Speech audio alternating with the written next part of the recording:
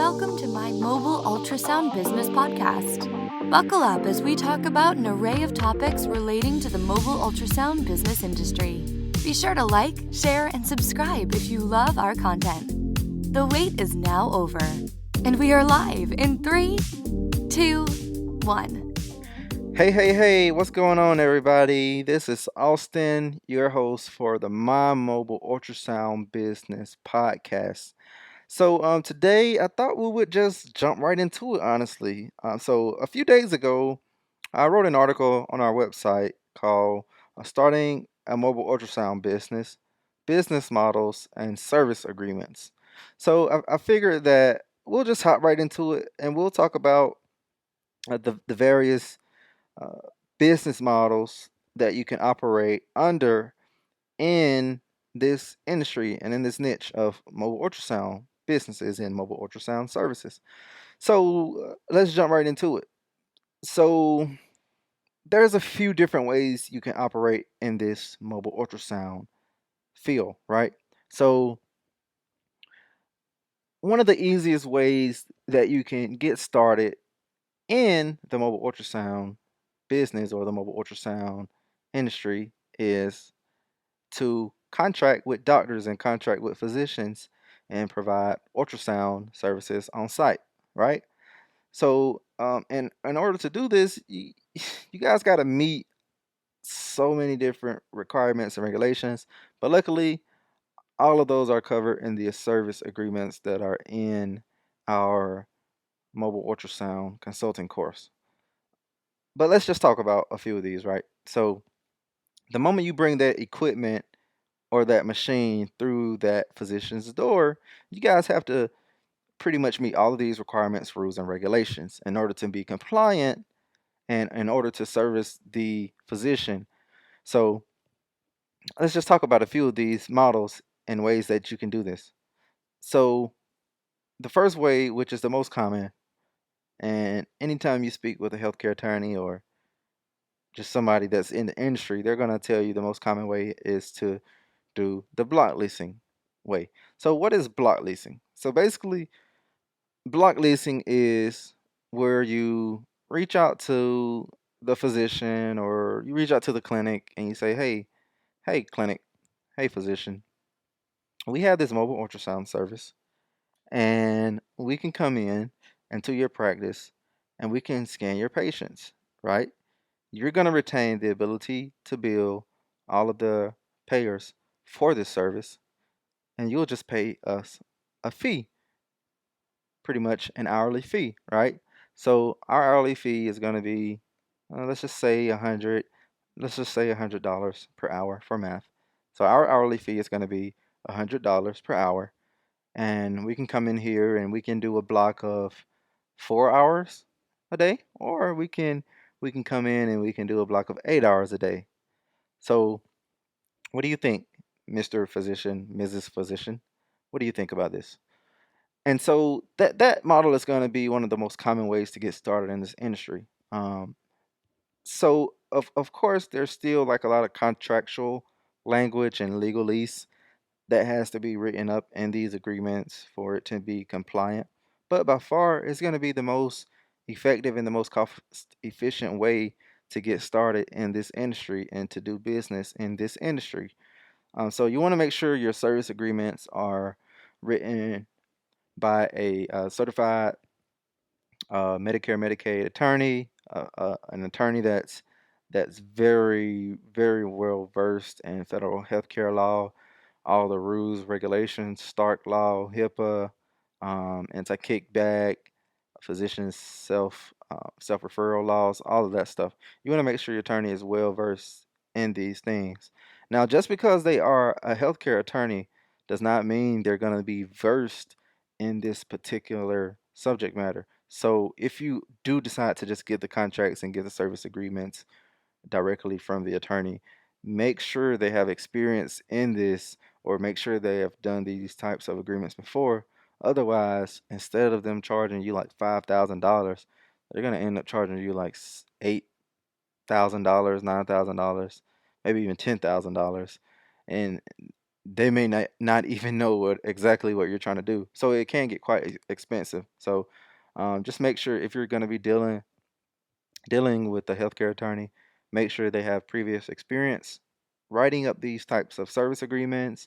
Make sure they kind of know the rules and regulations, because there's a lot of little rules and regulations and a lot of things that we have to just check off to make sure we're in compliance. So let's talk about the second model, which is going to be kind of like a spinoff of the block leasing model. It's going to be kind of similar. Some of the same rules and regulations and requirements are going to apply. So this model is basically the fee for service, pay per click model. It's also known interchangeably as pay per study, but we also call it pay per click because that's what CMS commonly refers to it as.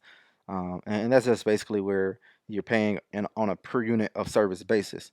So instead of charging them on an hourly basis, where it's like, well, hey, we're gonna pay you $100 per hour, whether you do 2 exams or whether you do 5 exams within that hour. For the per click basis, you're gonna have your fees that are set in advance per ultrasound, right?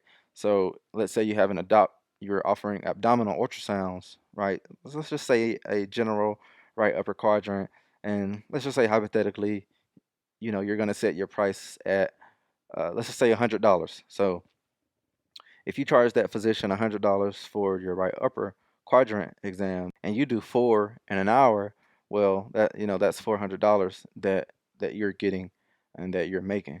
So pay per click, it's also a good model, but like I said, there's some rules and regulations that still must be met.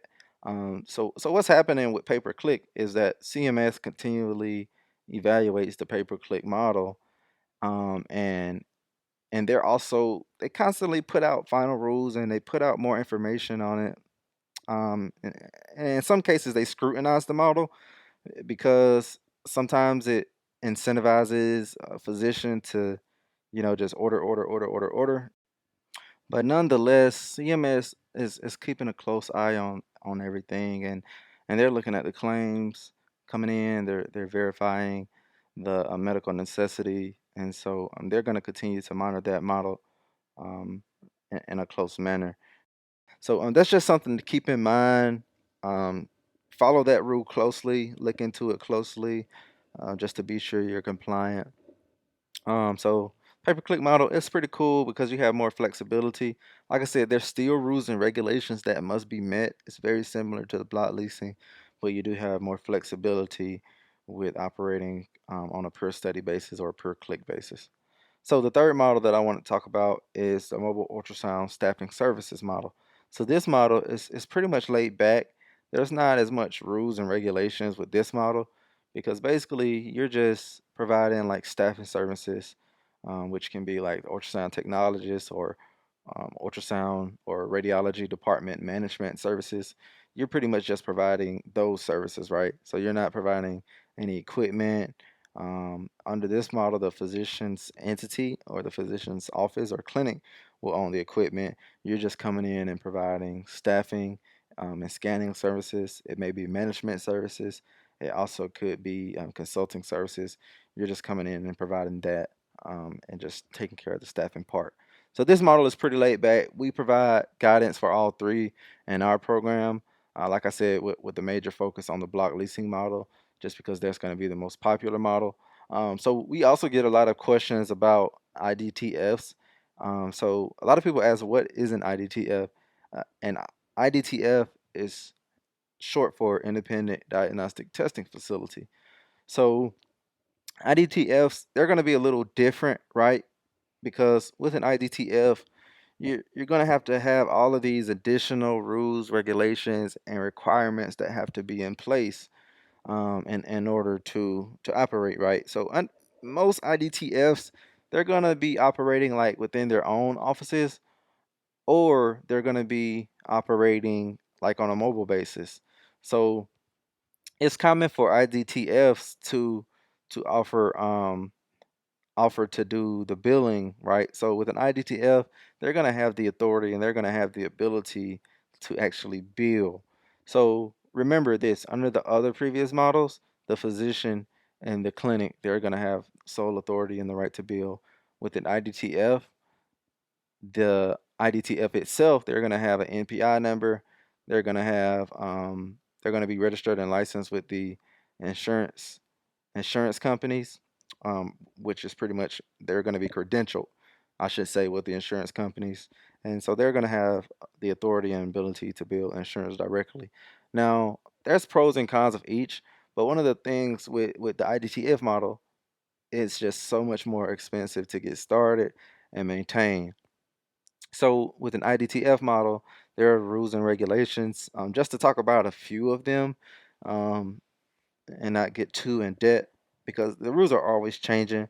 But some of the rules include like you have to have a medical director, and the medical director, they can't just be like a random doctor, right? The medical director actually has to have knowledge of that which he or she is supervising. So pretty much you're going to be looking at having your medical director be a radiologist. So that's one of the huge, I guess, cons in the beginning when you're just kind of cash strapped and you're just getting started. That's when it's going to be a con, paying a medical director.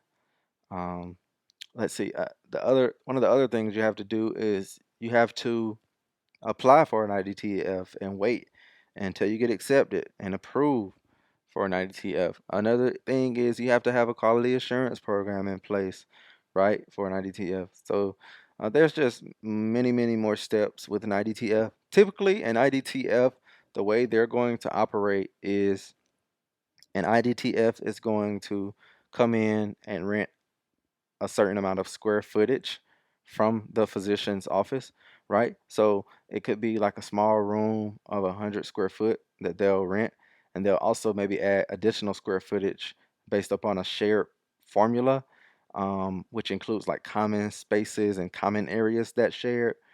Um, for example, like waiting areas and also the back office space, because some of the techs will be using that space as well, so you have to account in that as well into your formula. But pretty much they rent square footage from the physician and they pay them a fair market value rate for the square footage.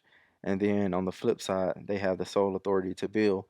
So they're getting to do all the billing, right? And the IDTF does all the billing, but on the flip side, the physician only makes the money from the rental income. So, and that rental income, it could be a pretty good amount. It just depends on how the formula is set up.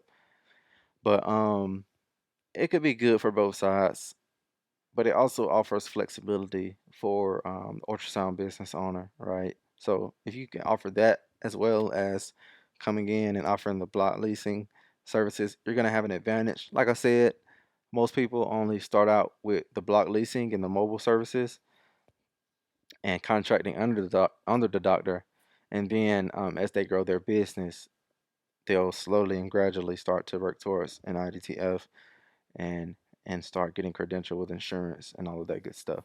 So just to recap, let's just talk about our three models on how you can do this mobile ultrasound business. So the first model is fee for service block leasing model.